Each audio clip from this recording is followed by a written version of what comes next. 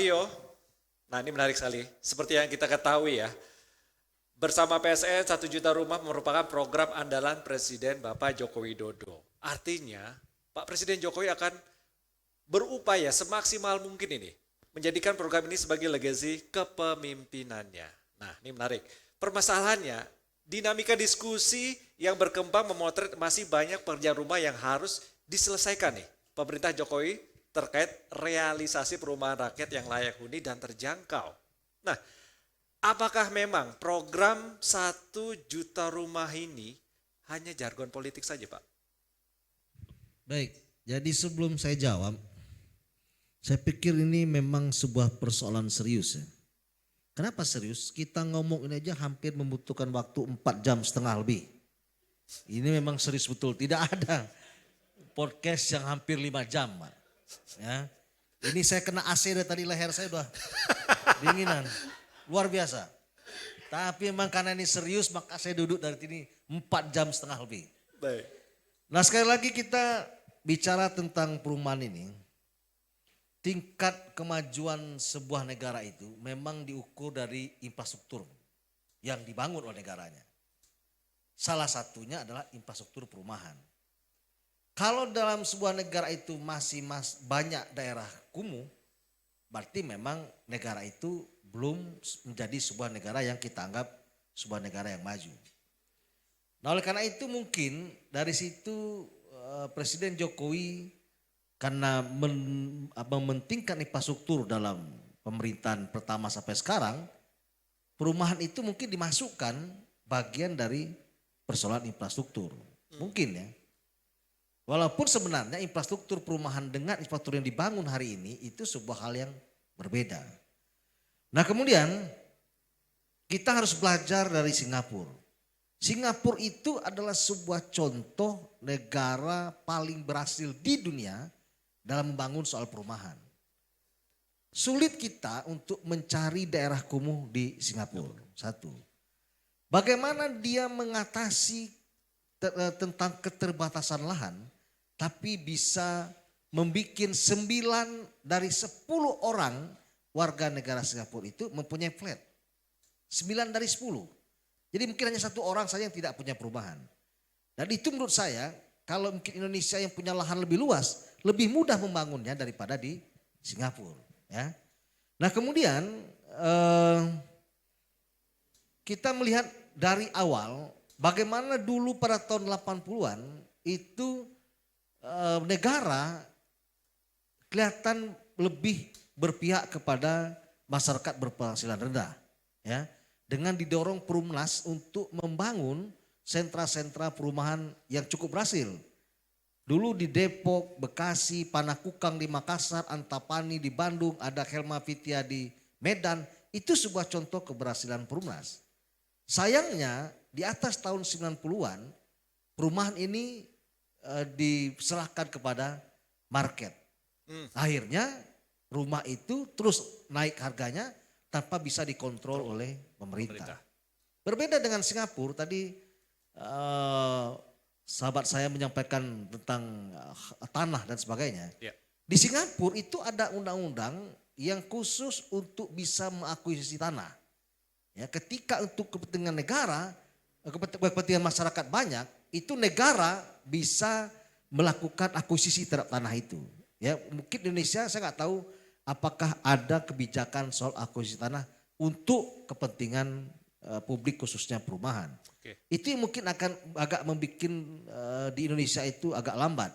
Sehingga kalau Perumnas dibikin apple to apple melawan pengembang yang berdasarkan market pasar pasti ketinggalan. Jauh. Karena Perumnas itu sebuah BUMN yang dibentuk untuk ada fungsi sosialnya, ya, untuk fungsi mengatasi masyarakat berpenghasilan rendah untuk mempunyai rumah yang layak. Oke. Kemudian kita harus melihat, kan ini satu akhir, pembangunan infrastruktur perumahan harusnya ada 2 pendekatan. Satu, apakah berdasarkan jumlah? Kalau 1 juta itu membangun jumlah, ya, bisa dibangun di mana-mana saja dan bisa diklaim sudah memenuhi sejumlah 1 juta rupiah. 1 juta rumah. Tapi harusnya juga ada pendekatan tentang kawasan. Kita membangun misalnya 1 juta rumah dari Aceh sampai Papua mungkin bisa. Tapi tidak hanya itu soalnya. Bagaimana caranya daerah, tadi disinggung oleh PUPR, kawasan kumuh itu bisa disulap, itu bisa menjadi kawasan yang layak huni dan sebagainya. Apakah itu kemudian pemerintah hadir dengan mensubsidi soal tanah atau kemudian membangun flat dan sebagainya. Ya, itu harus kebijakan yang diambil pemerintah. Yang kedua, Indonesia itu punya tapera, tabungan perumahan. Ya. Kalau taperum kalau dulu zaman PNS. Sekarang misalnya taperum itu dipotong 10 atau 20% dari gaji. Nah, Kalau dulu gaji PNS itu, saya pernah jadi PNS ya tahun 95, gaji pokok saya itu 107.500. Kalau itu dipotong 10%, maka potongannya 17.000. Maka kemudian mengikuti harga rumah, sampai tua pun memakai dana taperum itu gak akan bisa tuh beli rumah. Gitu. Kalau dasarnya adalah itu. iya. Kalau misalnya seorang pegawai negeri tamatan S1 umur 23 tahun, sekarang gajinya mungkin 4 juta dipotong 400.000, maka setahun jumlah potongannya 5 juta perak.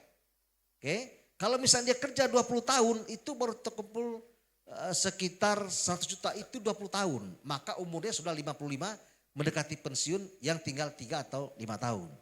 Maka yang menghuni rumah perumnas atau rumah yang rendah atau yang masih kontrak itu adalah pensiunan. Karena nggak terkejar taperum itu. Oleh karena itu pemerintah memang harus serius kali ini kalau memang mau mengatasi soal ketersediaan rumah bagi berpenghasilan rendah. Ya. Satu yang harus dilakukan, ada kebijakan anggaran yang cukup. Ya. Tidak hanya misalnya kita bangun jalan tol dan sebagainya termasuk membangun ibu kota, tapi bagaimana keberpihakan terhadap dana untuk membangun perumahan. Dengan cara yaitu memberikan subsidi yang besar dan bunga yang sangat minim agar dengan taperum atau berpenghasilan rendah itu bisa memiliki rumah. Hari ini Singapura itu tidak hanya membuat perumahan, tapi mereka sudah membuat rumah untuk kaum migran. Ya, artinya buruh dan sebagainya. Itu mereka sudah pikirkan dan mulai membangun pada tahun 2020 yang lalu ketika COVID cukup tinggi di Singapura. Tidak berhimpitan dalam sebuah rumah kontrakan. Mereka sudah berpikiran ke situ. Nah, menurut saya itu satu. Yang kedua, tidak bisa misalnya membangun sebuah perumahan yang serius dengan segala macam persoalannya yang harus berkoordinasi dengan semua instansi itu hanya ditangani oleh setingkat dirjen. Paling tidak dilakukan oleh sebuah badan yang khusus untuk bisa mengurus itu setingkat menteri. Ya, untuk bisa berkoordinasi dengan menteri, berkoordinasi dengan bank dan sebagainya sehingga dia bisa diajak dalam rapat-rapat kabinet. Ya, tidak hanya sebatas dirjen yang kemudian menterinya juga tidak fokus kepada salah satu dirjen saja karena membawahi beberapa dirjen. Jadi kepala badan minimal yang setingkat menteri untuk bisa bersama-sama merumuskan kebijakan tentang perumahan ini. Ini harus dilakukan oleh pemerintahan yang akan datang. Kalau mungkin 2 tahun ini betul Bang Johnson, saya pikir pemerintahan yang sekarang mungkin tidak fokus lagi untuk membahas soal perumahan. Ya. Karena 2024, 2023 itu sudah tahun pemilu. Kalau memang pemilu tidak diundur ya. Jadi 2023 sudah masuk tahun politik dan tidak mungkin lagi untuk bicara tentang perumahan itu. Nah, oleh karena itu saya tidak bisa mengatakan apakah ini hanya jadi janji politik Jokowi. Tapi paling tidak dia sudah berani berjanji daripada yang lain tidak berani berjanji. Ya. Soal tidak terpenuhi soal lain. Iya, jadi itu janji laki-laki. Ya, okay. Sudah berusaha, ya paling tidak begitu. Ya. Walaupun berusahanya itu tidak maksimal juga dengan betul tadi pada tingkat kementerian dimasukkan kepada dirjen. Itu artinya sudah menurunkan grid ya ke pengambilan kebijakan atau keberpihakan politik terhadap soal perumahan. Nah, untuk yang akan datang kita akan ada seorang presiden yang betul-betul memikirkan soal ini karena memang sudah sebuah cita-cita yang tinggi kalau orang bisa memiliki rumah di Jakarta. Betul. Ya. 50 atau 40 meter saja itu mendekati 1 miliar. Ya, itu 40 meter atau 45 meter. Kalaupun misalnya hari ini dia PNS golongan 4 saja, 4A, 4B, itu harus kira-kira daerahnya itu Karawaci sana. Atau di daerah Maja atau apa itu. Maju. harus naik kereta api baru bisa terjangkau mungkin seharga 400-500 juta. Itu pun setengah mati untuk mengumpulkan uangnya. Jadi menurut saya memang sebuah hal yang sangat mewah, mempunyai rumah yang layak, ukuran tanah yang cuman mungkin 7 kali 9 atau 7 kali 6 saja, Ya. itu sudah luar biasa. Nah itu karena itu pemerintah memang harus berani membuat undang-undang tentang akuisisi lahan itu. Ya tadi betul disinggung oleh Pak Simanung Khalid bahwa pemerintah harus membuat bank data tentang tanah, kemudian itu bisa diberikan kepada Perumnas selaku BUMN yang bidang itu. Rumah tidak bisa diberikan kepada pasar bebas kalau memang itu untuk menolong masyarakat berpenghasilan. Ya. Harus negara hadir di situ dengan kebijakan-kebijakan yang cukup. Nah kemudian pemerintah juga harus berani yang mana tanah-tanah pemerintah yang ada di Jakarta atau di luar Jakarta itu bisa dimanfaatkan untuk ketersediaan lahan untuk masyarakat memiliki rumah ya berpenghasilan rendah. Dulu saya ingat betul tahun 80-an itu Pemda yang mencari tanah, mungkin dulu lebih mudah, kemudian Perumnas yang membangun. Ya. Ya, Pemdanya dalam PBD membebaskan lahan agak pinggir, kemudian PNS-nya dipindahkan ke situ, kemudian disediakan bis untuk mereka ke kantor dan sebagainya, sehingga lebih mudah untuk mobilisasi. Tapi apakah sekarang itu masih ada? Itu mungkin harga tanah sudah gila-gilaan. Oleh karena itu pemerintah harus hadir dalam persoalan ini. Tidak bisa persoalan ini diserahkan kepada Perumnas ya yang hal-hal yang membutuhkan biaya besar. Pemerintah harus langsung mengambil alih terhadap persoalan ini. Nah kemudian mungkin hanya di Jakarta, sebuah negara yang menurut saya sudah cukup maju ya, bukan under the flow. Itu di belakang jalan utamanya atau titik kotanya yang utama, di belakangnya rumah kumuh. Itu mungkin ada di Jakarta. Bagaimana di belakang Plaza Indonesia jarak 100 meter atau di belakang Great Indonesia itu sudah gang kumuh. Ya, betul. Bayangkan itu rumah yang dihuni itu mungkin rumah petak mungkin 5-10 meter.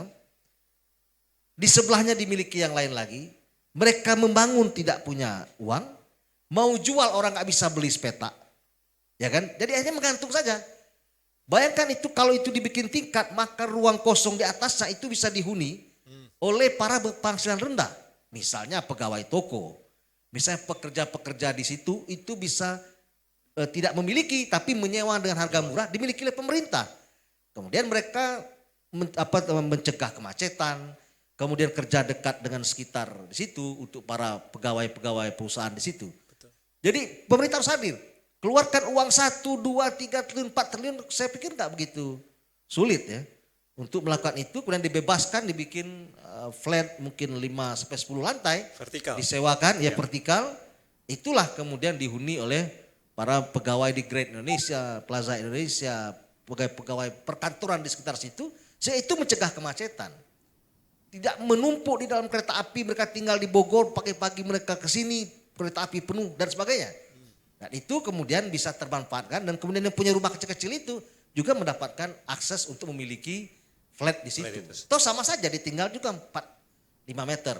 Jadi kita nggak bisa bayangkan bagaimana di Singapura itu dibikin untuk flat yang 5 lantai itu memiliki 2-5 kamar. Kita yang 2-5 kamar sebuah hal yang nggak mungkin. Karena tidak ada kebijakan pemerintah. Mereka bikin itu sehingga orang betah di dalam situ buat satu keluarga. Dengan 5 kamar dengan harga murah yang standarnya bukan standar apartemen ya. Pakai tangga saja, kemudian fasilitas juga terbatas tapi bersih, lingkungannya bersih dan sebagainya. Menurut saya pemerintah harus hadir untuk hal yang serius seperti ini. Terima kasih. Terima kasih, tepuk tangan yang meriah untuk Bang Rio.